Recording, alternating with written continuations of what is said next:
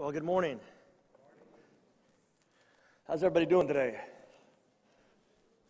They got me the short stool today. I feel like I'm sitting at the little kids' table, you know?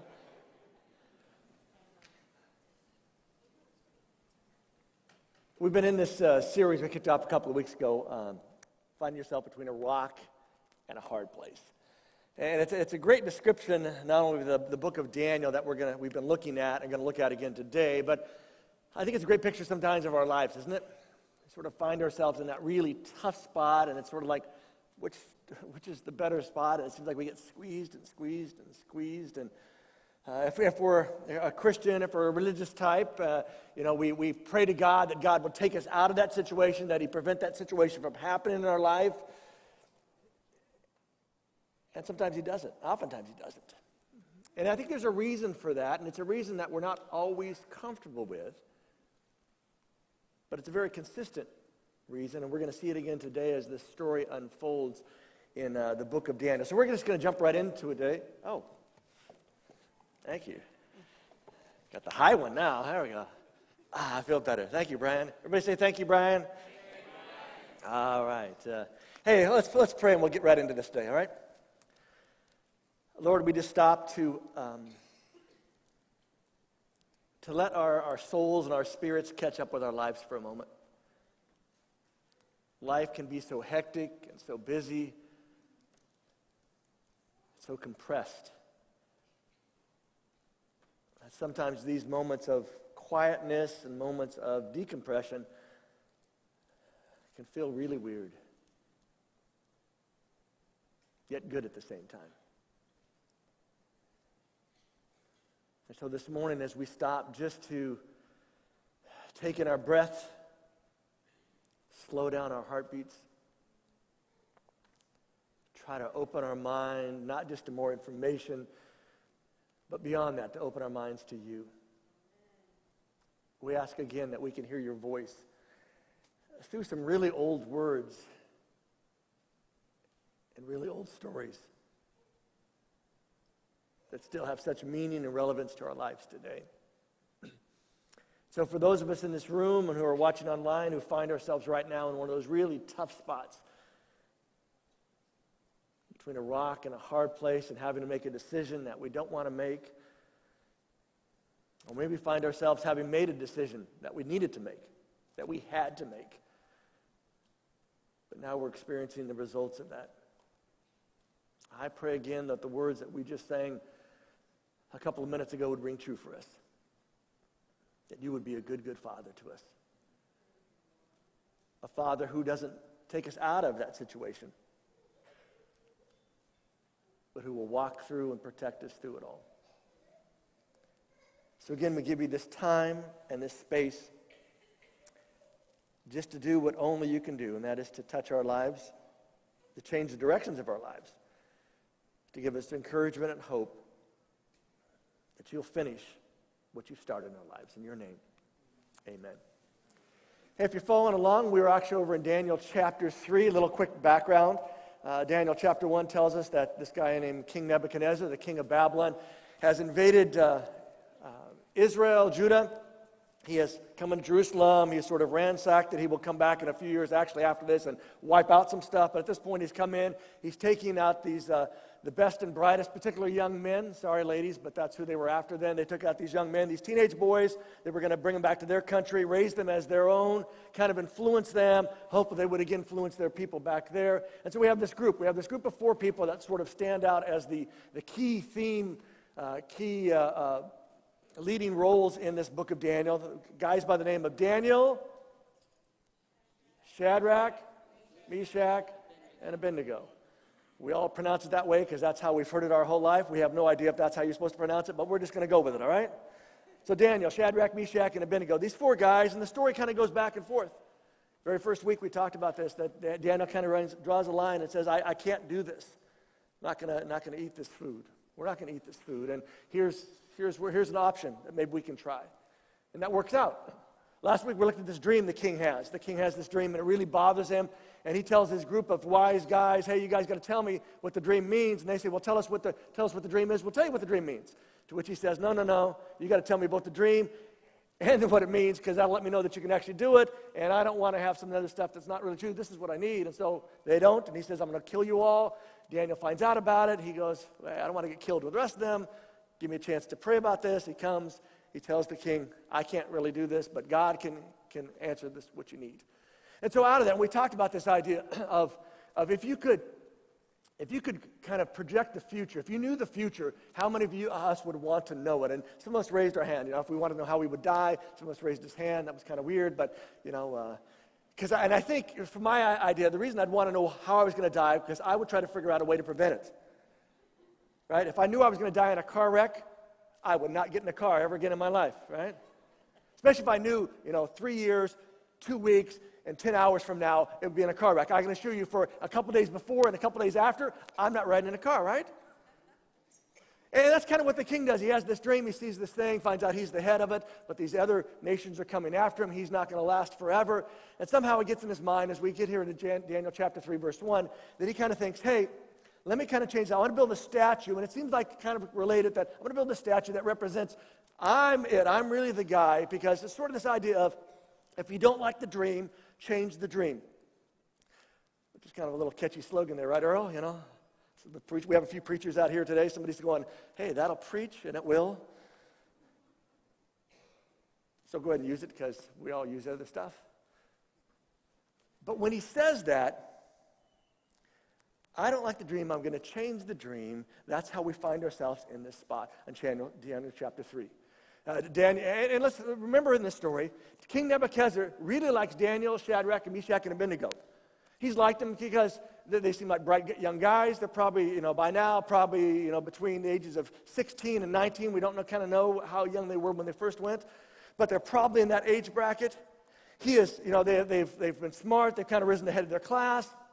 They have, after this dream thing, he makes them rulers over different provinces, puts them in an important position. He likes them, and God likes them apparently, because God sort of keeps coming through for them. And so here's the scene as it opens up in Daniel chapter 3. King Nebuchadnezzar made a gold statue that was 90 feet, that is 60 cubits high, and 9 feet, that is 6 cubits wide, and he set up on the plains of Dura in the province of Babylon. So he sets this huge statue up. And if you've heard the story, you know how it goes. He says, then he called, and I love this whole list, he called the leaders. Then he tells us all about leaders. He called the governors, the assistant governors, the captains of the soldiers, the people who advised the king, the keepers of the treasury, the judges, the magistrates, and all other officers in his kingdom. He calls everybody to show up. And he wanted them to come, that is a symbol for the dedication of the statue that he had set up. This was a big deal, because he didn't like the dream. He was going to try to change the dream. I'm the gold head, but the rest of this body is different stuff. We're going to make a whole gold statue representing, hey, I'm the king, and it is good to be king. And I'm going to show you by having everybody come from all the places I rule to show up there and do this thing. And so everybody gets assembled that day, and the guy comes out, the herald comes out, clears his voice, has to talk to this big group, and says, people, nations, and those of every language, which is telling us he's brought everybody from all over the place. This is the big deal. This is what you are commanded to do. And it goes to this list. When you hear the sound of the musical instruments, you must bow down and worship the gold statue that the king Nebuchadnezzar has set up. I'm thinking everybody thinks, okay, that's okay, the king's the king, and back then a lot of kings kind of felt like they were gods, and so it wouldn't have been that unusual for a king to kind of do this big thing and to bow down to the statue that kind of resembles him. But there's a twist to it. Anyone who doesn't bow down and worship will immediately be thrown into a blazing furnace. Which is kind of an interesting twist, isn't it? I mean, if I was to get you all here this morning and say, hey, we're going to do this thing, we're going to put up this thing, everybody's going to bow down and worship, we're going to take this in a different context, because everybody here is going to go, oh, no, we're not. But let's play along with me, right? We're going to do this, and then I say, oh, by the way, if you don't, Dave, we're going to cook your hide. Just to kind of encourage you to follow through with this whole piece, right? And so the story goes on. They hear the musical instruments, and everybody kind of falls down and bow down and worships the statue that he had set up. But if you know the story, you know that in just a moment we're going to find out not everybody falls down, right? Everybody stand at the start, but a bunch of people fall down. But there's 3 people that stand out because they stayed standing. Now, what I love about this story is these three teenage boys. They did not have to stop and pray about this. They didn't have to run home and get their Bibles or whatever little text they might have had at that time and kind of go through and find something about what God's will in this moment was. They didn't have to go on social media and put this out and try to get everybody's input on what should I really do here, because I'm not sure. They immediately just said, hey, we're standing and we're staying standing, which is kind of a crazy thing. Because if you've ever found yourself in one of those moments, you typically have one of two different responses. You either say to yourself, I don't have to think about this, I don't have to pray about this, I just got to, this is it. This is a non-negotiable for me. And I'm not doing this. Or you stop and think, what if I just kind of lean down and tie my shoe at this time when this music plays? Will that qualify, Or, God's a loving God. He's a forgiving God. And so if just this moment I bow down and I tell him, God, I'm not really bowing down, I'm just kind of going along, because remember the start of the story, back in Daniel chapter 1, the very first verse says, oh, by the way, that God allowed this king Nebuchadnezzar to come in and do all this stuff. So this is sort of a God thing that's going on, even though they don't feel like it's a God thing. They could say, but hey, we're here, and if we're not here, how can we reach these people, God? So we're important, so how about if we just kind of all go along? But you find yourself in those situations and those thoughts go through your head. What if, and what's this going to look like, and what's this going to be? Or you just say, no, don't have to think about this, don't have to pray about this. This is the clear sort of non-negotiable for me. I love this Rosa Parks quote from hers. I have learned over the years that when one's mind is made up, this diminishes fear. When your mind's made up, it diminishes fear. Knowing what must be done does away with fear. I love that because I believe that's what those three teenage boys thought at that moment. There wasn't any fear in this. This was just a no thing. We won't because we can't. And we can't because we won't. This is a thing that says, I'm not bowing down. And they don't seem to be fear. In fact, if you know as the story goes on, fear doesn't seem to be a big deal with them. The fear of getting thrown in the fire, the fear of what's going to happen next. And here's the reality. You'll always have plenty of opportunities to compromise your commitment, right? Some of you had them this week in your work. The boss asked you to kind of work the numbers a little bit more, to make it a little bit better for them. You were showing the house, and you kind of put the plants and stuff in front of those holes in the wall so those already didn't see it right at the moment, because, they like the house. And then I'll say, oh, by the way. But there's always, all of us have plenty of opportunities to compromise our faith. But there's just a moment to stand for something. Because you know that once you cross a line, it is so hard to go back into that line, right? You have to kind of put the line over here now because it should have been here, but I kind of went here, and now I'd like to go back, and it's such a big thing, and I'm going to be embarrassed, it's going to be awkward, and much better to kind of draw this line and say, here's this moment. And that's where those guys find themselves. They had lots of opportunities to compromise. We don't know all the other stuff that went on in life, but in this moment, they had just a moment to stand for something.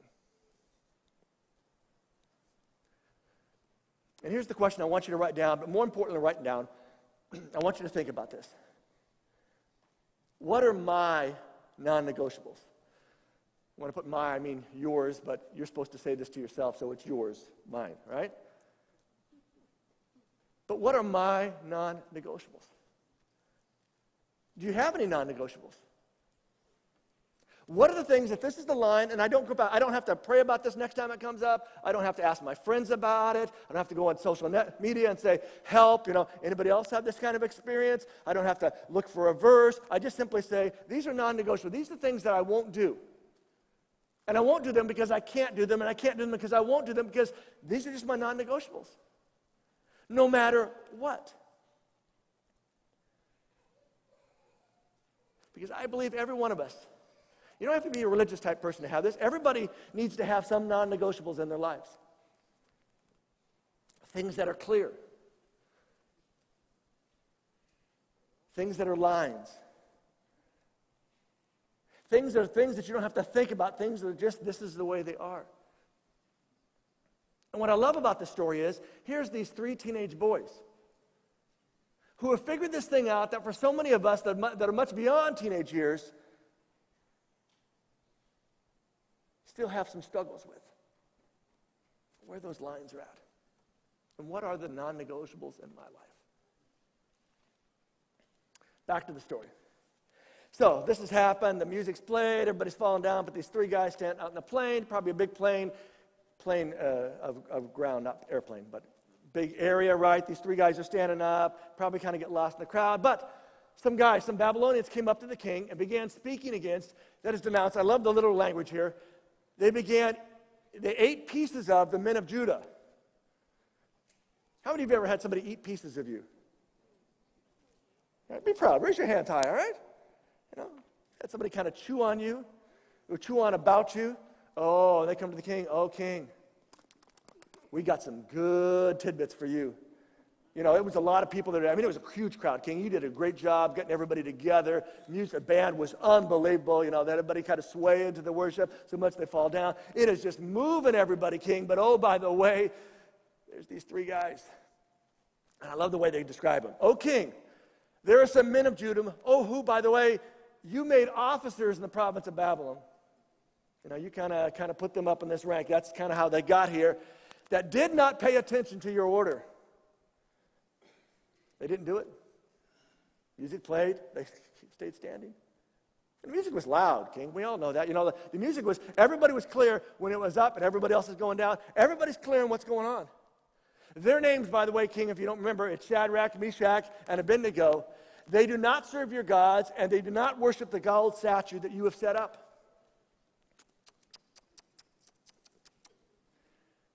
Those boys, teenage boys, you know how teenage boys are. They're being rebellious, sticking it in your face, King. Which means, oh, King, you got to do something about this. And the story tells us that they got the expected response. Nebuchadnezzar became very angry. That is, he flew into a rage and called Shadrach, Meshach, and Abednego. He gets ticked off because he was clear. But I want you to remember something. He likes these guys. And so does God. Because by the time he gets angry and calls for them, by the time they get there, I want you to notice what he says to them. Well, before I get there. Sometimes simply standing for something is all it takes for others to get angry. Have you ever noticed that in life? And they say, I can't do this. And they say, what do you mean you can't do this? You know, oh, come on. You know, you're going to make me look bad. You know, be my wingman, buddy. Take one for the team, right? But sometimes all it takes is just kind of saying, this is my lines, and somebody else gets really mad about that when it has nothing to do with them. It's all about what you're deciding. But here it is. He finally gets the guys to come, and he says to them when they finally get there, he's angry, but now they get there, and he says, Shadrach, Meshach, and Abednego. Really? I mean, is it true? Is it true that you do not serve my gods nor worship the gold statue I've set up? Is it really true, guys? I mean, you guys have been good. I gave you some good spots. You know, the whole food thing worked out for you guys. You know, you guys have been great answering the dream. In a moment, you will again, that is, you're going to have another chance to hear the sound of all the music. Guys, I'm going to do this for you. I'm going to give you one more shot, right? Because I don't really want to do what I'm going to have to do if you don't do what I need you to do. So in a moment, it's going to happen. And if you bow down and worship the statue I made, that will be good. All good. No harm, no foul. I want to go on like life's great, you know. We're just going to say, they're young, they didn't quite hear it, you know, they listened to all that back then, really rock music, hitting rocks together, you know. Hey, you know, they can't hear anything. But, you know, hey, they're going to get it now, they're all good. We're going to say, hey, it's their mistake, we're all good. Hey, how's how you doing? It's all going to be good, all right? But, guys, if you do not worship it, you will immediately be thrown into a blazing furnace, which by now he's probably said, send some guys out to start the fire going, because you got to have something to kind of go that if this doesn't go well. Then he asked this question. What God will be able to save, that is, rescue or deliver you from my power, from my hands then? If you don't do what I'm asking you to do, you're going to die. And the problem is you're going to be thrown into a fire, and Nobody comes out of a fire alive. So come on, guys. I'm going to give you another shot. To which the three teenage boys answer it this way.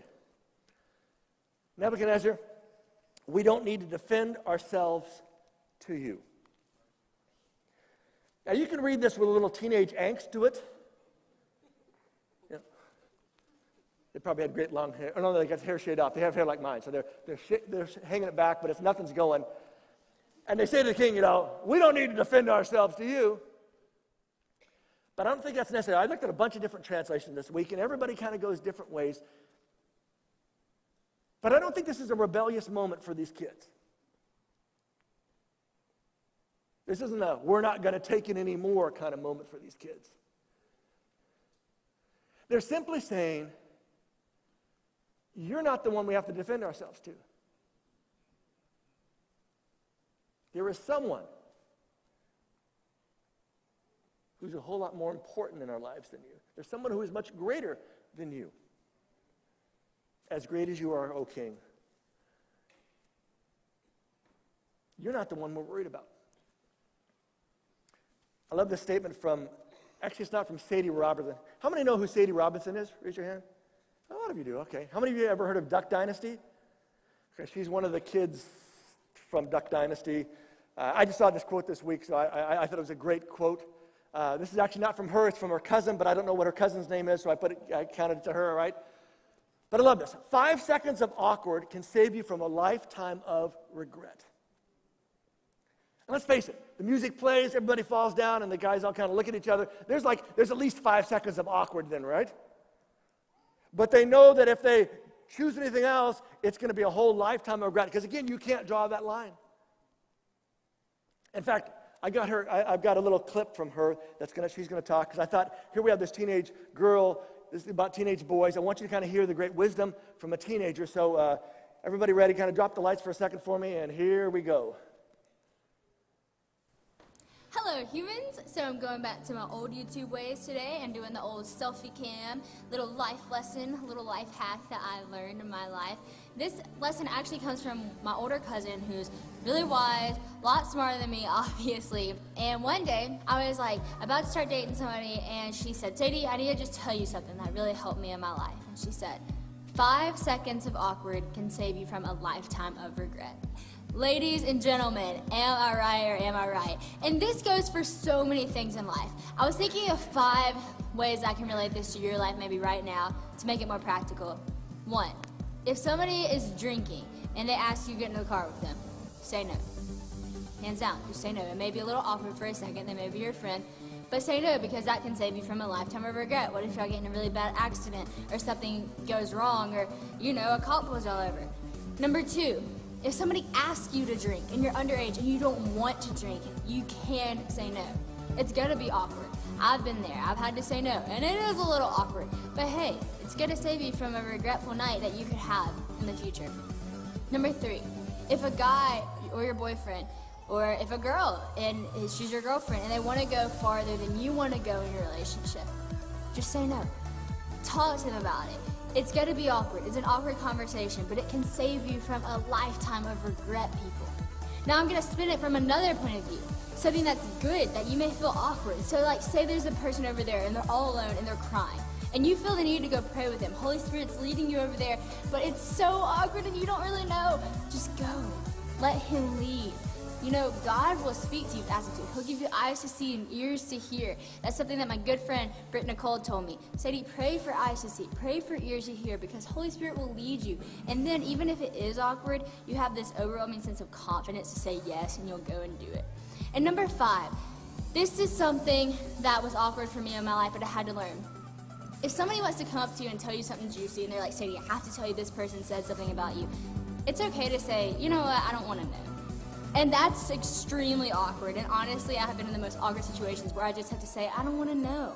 Because that thing that they told you for a split second could actually potentially stick with you for life.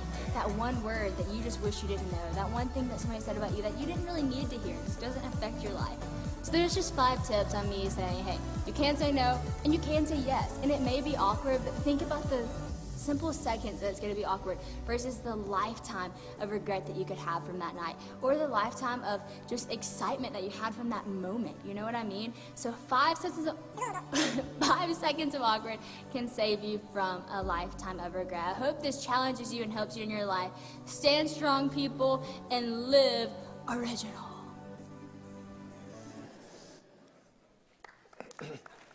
Yeah, give her a hand. The wisdom of a teenager, which actually isn't bad.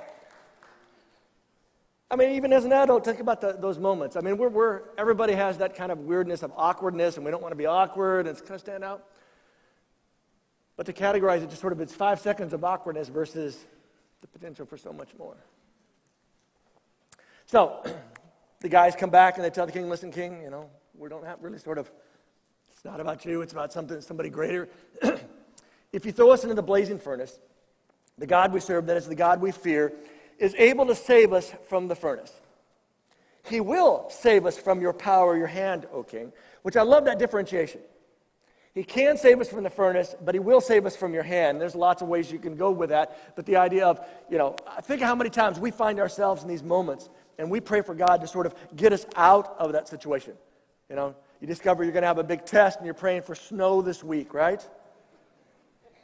Because it'll give you a little bit more time to study, or you're going to face this court date, or you're facing this big, decision, and you just need a little bit more time, and you kind of want to, and we say, God, I just get me out of this thing.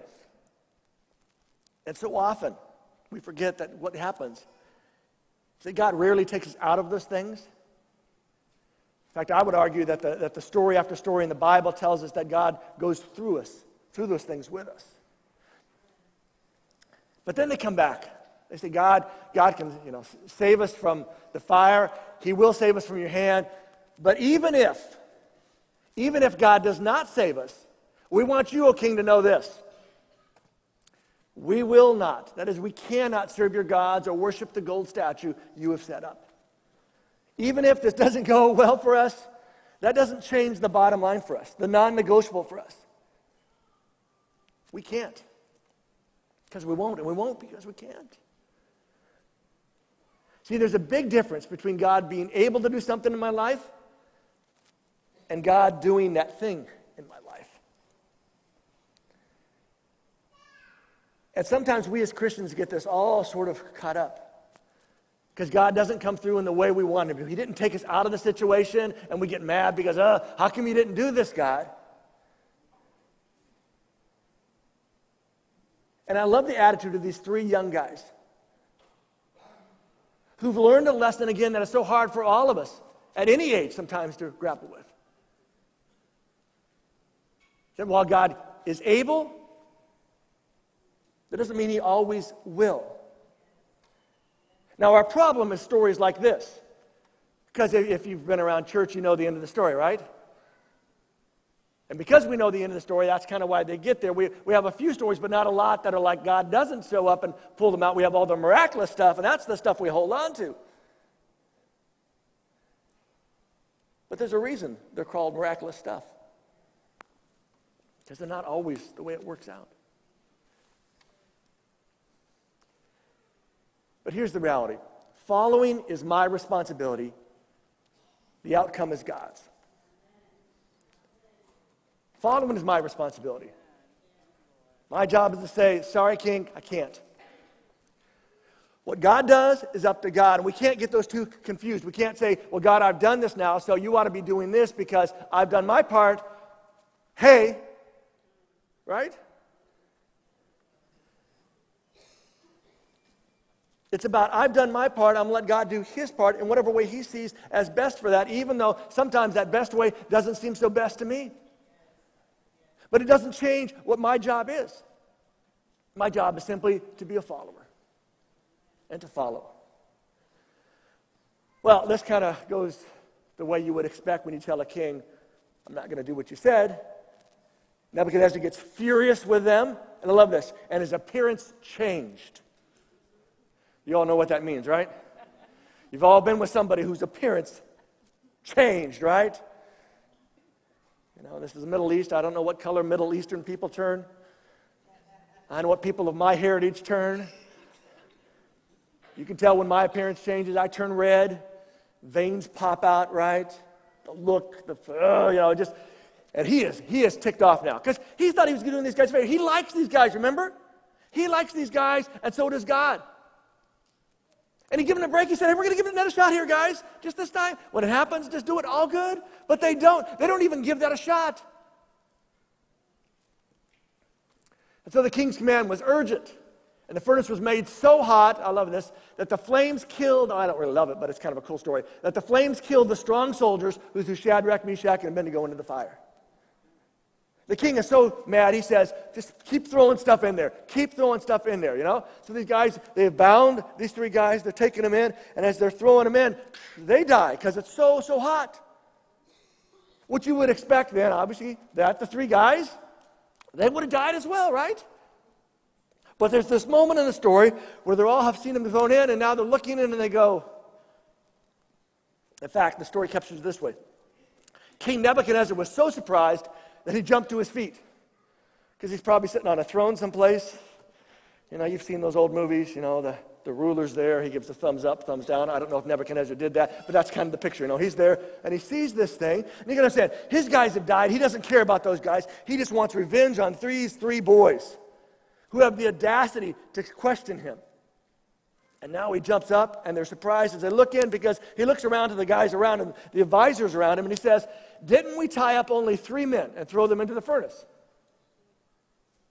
And they're like, yep. I love their answer. True, O king. That's what we did. But they all see the same thing that he sees. And he says, look, I see 4 men walking around the fire, and they are not tied up.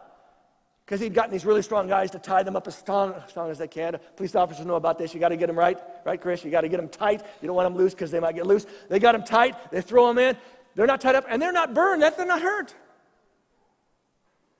Can you imagine being in a situation like that, around a fire burning like that, and the stuff that you've thrown in is not burning?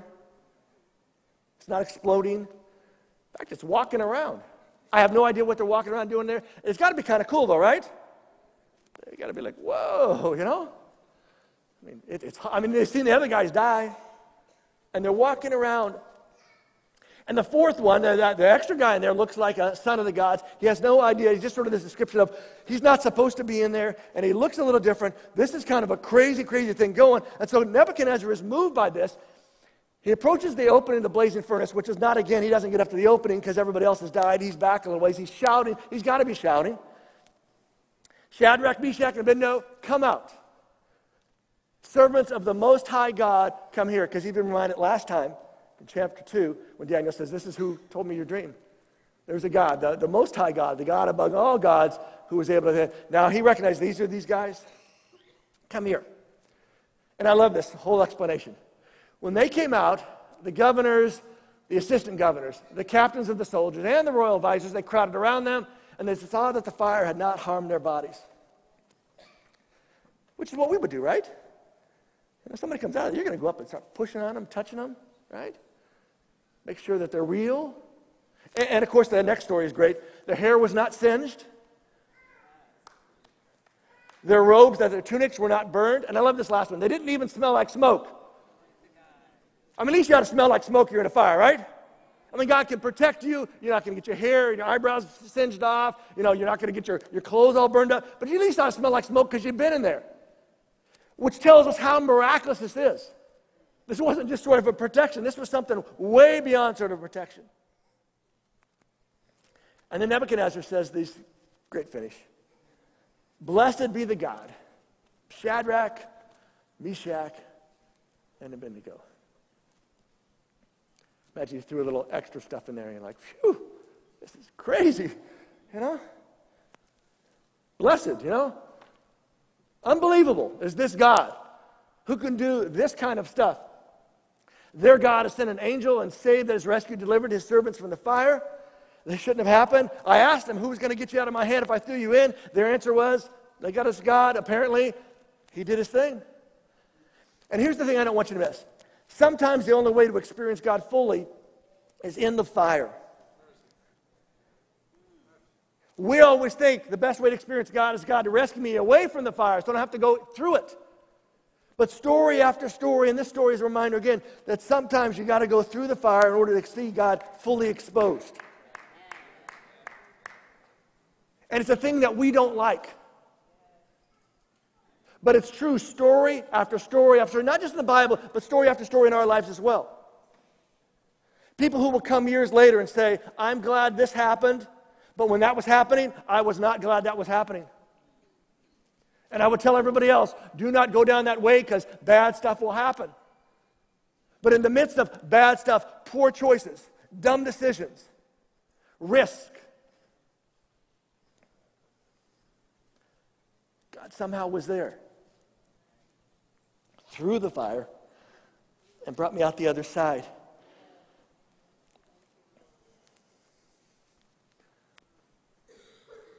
These three men trusted their God and defied my command. These three boys had a non-negotiable, and they stood with it. They were willing to die rather than serve or worship any god other than their own God.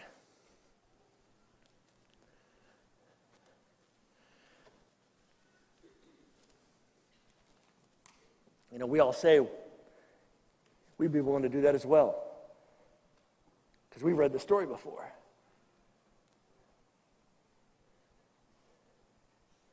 But the reality is you don't know until it's time to know. In that moment, you don't get a chance to pray about it, to reach out to friends about it, to look for some kind of word from God on it. It's in that moment that you discover what your non-negotiables are.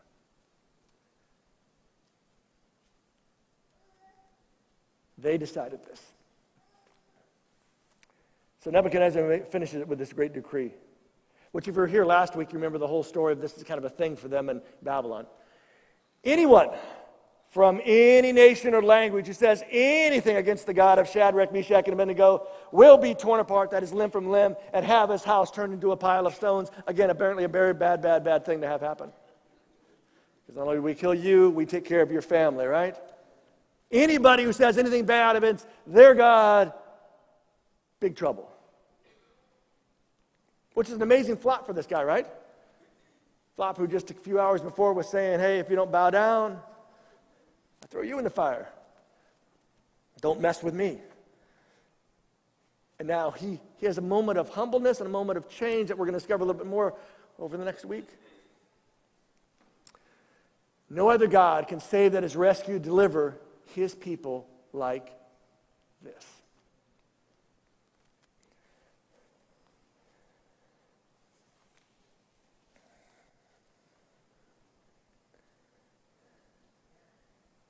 I believe it's one of the reasons that we don't always like tests. I know in school it was true for me. How many of you ever went to finals and you were cramming right before every final, you know, and you would write down a little acronym like on a piece of paper to remember those things, and as soon as you got in, I would do this. As soon as I get in the test, I get the paper, I'd write down a little acronym.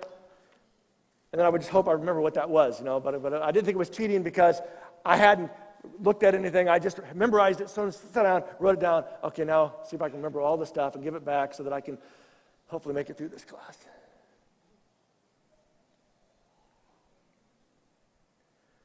But sometimes that's the benefit of tests. It reveals something about us. It's much better to find out about the big test of life now, while there's still time to figure out what those non-negotiables are, than when it's too late, when it's the final test. So that said, I want to wrap up with having you do a little thinking with me.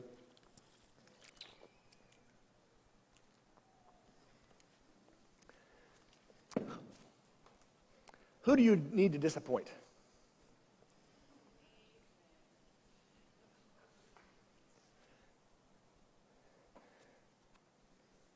Is it a boss?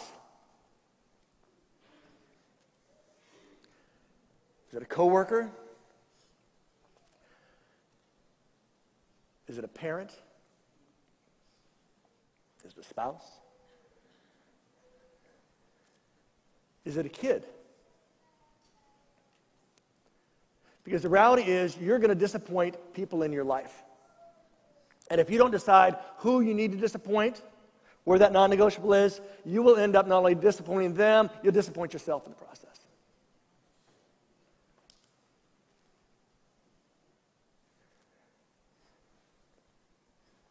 What's the old saying? You can disappoint some of the people some of the time.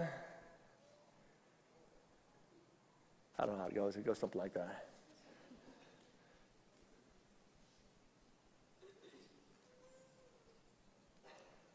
The reality is you can't make everybody happy. And you shouldn't. Even if the other person feels strongly about how they think things ought to go. Because the question of who do you need to disappoint reminds us that the key is choosing the right person to disappoint.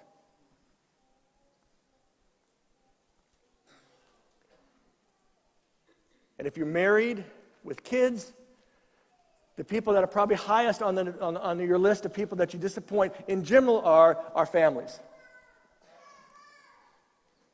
Because they'll understand. I got to stay late again because I just got to, but you know, at least when we have spring break, we'll go on a little vacation, or we're going on vacation stuff. We'll have time together. You know, we always, our families tend to be the ones that we disappoint the most.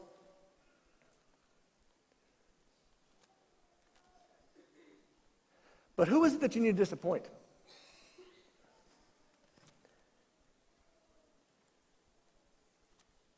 And is that person you?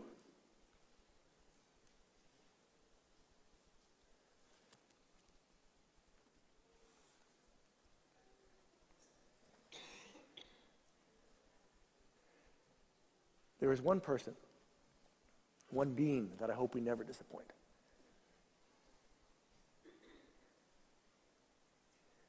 And the only way not to disappoint God is to know what those non-negotiables are in your life. To know what are those things that you don't have to pray about, that you don't have to think about, that you don't have to go on social media or get on the phone or text everybody and say, pray for me, here's what's going on. Oh, tell me what's going on. I got this thing going on. I'm just looking for, I don't know what to do. Oh, let me offer you this. Oh, no, you should do this. I had this happen. None of that has to take place. Those things that you simply say, I can't because I won't because I can't. Because I think it's in those moments that you discover something about yourself, something about your faith, and something about your values.